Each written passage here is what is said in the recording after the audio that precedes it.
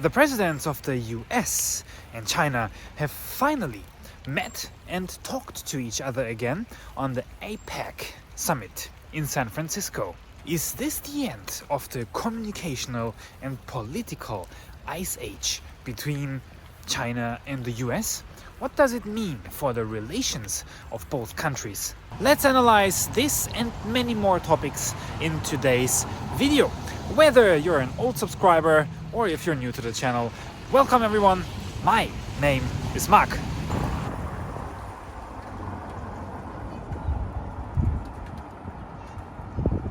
As you can see, I am still in Germany. It's gray, it's raining, it's cold, it's end of November, and we had our first snow today. It snowed in the morning, but because it's too warm, it already melted away. But definitely we know winter is coming. Now the US and China have had some relatively frosty relations with regards to the economy and also to politics.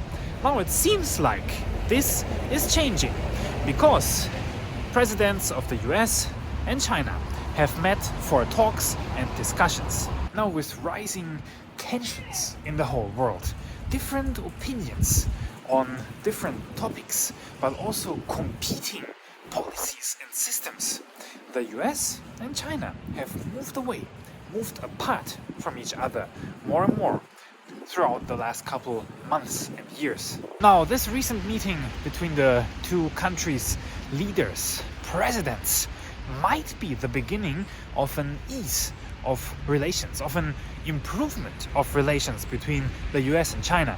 Now, the first point that leads to this assumption is that the Chinese government is very cautious, is very much concerned about what kind of message, what kind of impression they want to give with their decisions, with their actions.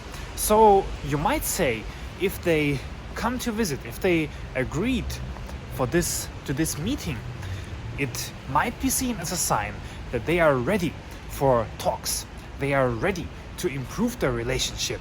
You can be relatively sure that there has been a lot of consideration, discussing and thinking going on in the background, whether or not this meeting should happen. So if they decided to let this meeting happen, it means a positive sign. The second point, I would say, is the amount of preparation put into this meeting, as well as lots of feedback received from the public and from the media. There has been a huge activity ongoing in cleaning up San Francisco City, cleaning up the streets from garbage and trash, making them look nice and pleasant in preparation of this visit. Of course, not only for the Chinese leaders and politicians, but also for other politicians visiting San Francisco during this time.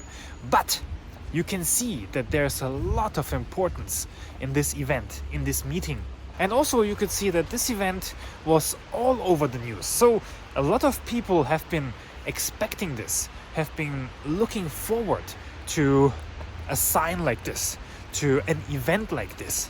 Now, summarizingly, I would say this might be a first attempt, a starting point in trying to improve the US and China relations on all kinds of levels. Of course, economically, of course, from a military point of view, but also politically.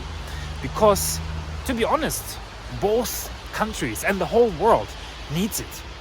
There's a nice and rather suitable saying here in Germany, which could translate to those who speak with each other at least don't fight with each other.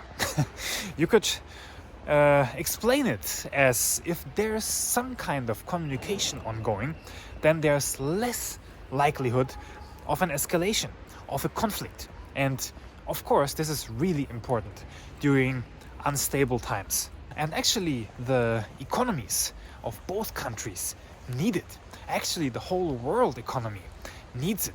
Especially in China, there has been an economic downturn caused by many different factors and things. So now it's really necessary that there's more cooperation, more work ongoing in improving these economical relationships, business relationships, exploring new opportunities together, and just create some kind of growth and benefit for both sides. Now, of course, today I would like to know, what is your opinion on this matter?